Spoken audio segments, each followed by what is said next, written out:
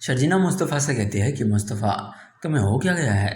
تم پہلے ایسے تو نہ تھے، پہلے تو تم میرا اتنا خیال رکھتے تھے، میری ہر بات مانتے تھے، لیکن اب نہ جانے تمہیں کیا ہو گیا ہے۔ یہ کتنی خوشی کی بات ہے کہ اب ہمارے گھر میں ایک ننھا سا مہمان آنے والا ہے۔ ہر ہسبینڈ وائف کے لیے یہ بہت بڑی خوشی ہوتی ہے، لیکن نہ جانے تم کیوں خوش نہیں ہو رہے۔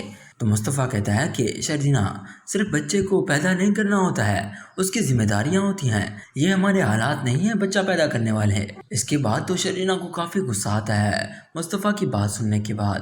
شرجینہ کہتی ہے کہ مصطفیٰ آخر تم کیا کہہ رہے ہو؟ اگر تمہیں بچہ نہیں چاہیے تو صاف بتا دو۔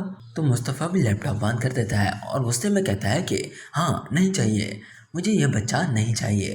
وہ شرجینہ جس نے اتنے مشکل حالات میں بھی مصطفیٰ کا ساتھ دیا، اس نے ہمت نہیں ہاری، وہ اسے چھوڑ کر نہیں گئی۔ لیکن اب مصطفیٰ کی اس بات سے شرجینہ کا تو دل ٹوٹ جاتا ہے، شرجینہ تو رونے لگتی ہے۔ اس کے بعد مصطفیٰ وہاں سے اٹھ کر چلا جاتا ہے۔ السلام علیکم دوستو، ڈرامہ سیریل کبھی میں کبھی تم کی آنے والی ایپیسوڈ میں آپ دیکھنے والے ہیں کہ عدیل سے اس کا والد کہتا ہے کہ تم نے یہ ہمارے ساتھ اچھا نہیں کیا، تم نے اس عمر میں ہمیں بے گھر کر دیا، اور کچھ نہیں تو ہمارے پاس کم از کم اپنا گھر تو تھا، لیکن اب وہ بھی نہیں رہا۔ آخر کب تک رباب ہمیں اپنے گھر میں برداشت کرے گی؟ کبھی نہ کبھی تو ہمیں وہ اس گھر سے نکال ہی دے گی، تو پھر ہم کہاں جائیں گے؟ تو عدیل کہتا ہے کہ آپ لوگوں کو ہو کیا گیا ہے؟ جب میں نے آپ سے کہہ دیا ہے کہ آپ کو اس گھر سے کوئی نہیں نکالے گا، تو آپ ایک ہی بات بار بار کیوں دہرا رہے ہیں؟ میں پہلے کم پریشان ہوں جو آپ مجھے یہ باتیں کر کے اور پریشان کر رہے ہیں۔ رباب تو پہلے ہی عدیل کے والدین کو پسند نہیں کرتی تھی، ان سے نفرت کرتی تھی۔ اب جب وہ اس کے گھر میں آ کر بیٹھ گئے ہیں تو وہ ان کے ساتھ بالکل بھی اچھا سلوک نہیں کرے گی، انہیں بہت زیادہ پریشان کرے گی، بہت باتیں سنائے گی۔ چونکہ رباب نے انہیں اپنے احسانوں تلے دبا دیا ہے تو اب وہ اس کے سامنے کیا ہی بول پائیں گے۔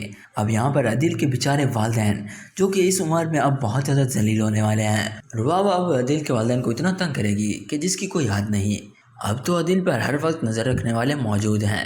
عدیل کیا کرتا ہے، کہاں جاتا ہے، کس سے ملتا ہے، ہر خبر رباب تک پہنچ رہی ہے، اور بہت ہی جلد رباب کو یہ بھی معلوم ہو ہی جائے گا کہ عدیل اور نتاشا کے درمیان چکر چل رہا ہے، عدیل اسے دھوکہ دے رہا ہے۔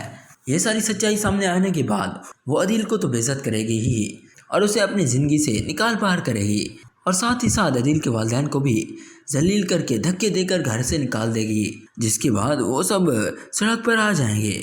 اس کے بعد جب یہ بات مصطفیٰ کو معلوم ہوگی کہ رباب نے اس کے والدین کو گھر سے نکال دیا ہے، اب وہ بے گھر ہو چکے ہیں، تو وہ ضرور انہیں اپنے گھر لے جائے گا، انہیں عزت دے گا، اور پھر اس کے بعد ان دونوں کو احساس ہوگا کہ جس بیٹے کے ساتھ انہوں نے اتنی زیادتی کی، اسے چور بنا دیا، اسی بیٹے نے آج اس کا ساتھ دیا۔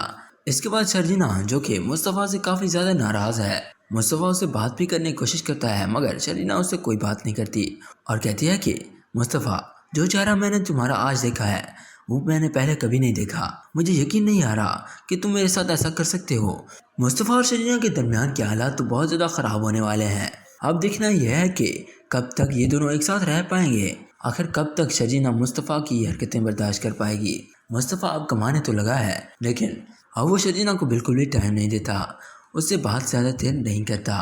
مصطفیٰ اور شرجینہ کے درمیان جدائی تو آنی ہی ہے۔ اگر ویڈیو پسند آئی تو اسے لائک کریں، ایسے ہی مزید ویڈیوز کے لیے ہمارے چینل کو سبسکرائب کریں۔ شکریہ۔